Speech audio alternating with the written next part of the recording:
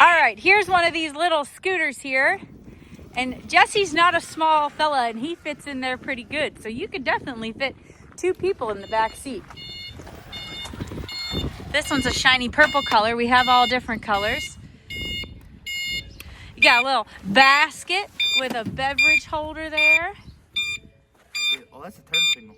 Oh, the turn signal's on. And There you go. It's got turn signals on it here. Look like LED turn signals. And this is electric. Here you go. You can see your batteries. You got some trunk space. And I'm going to guess, what's this? Some sort of charger, battery charger.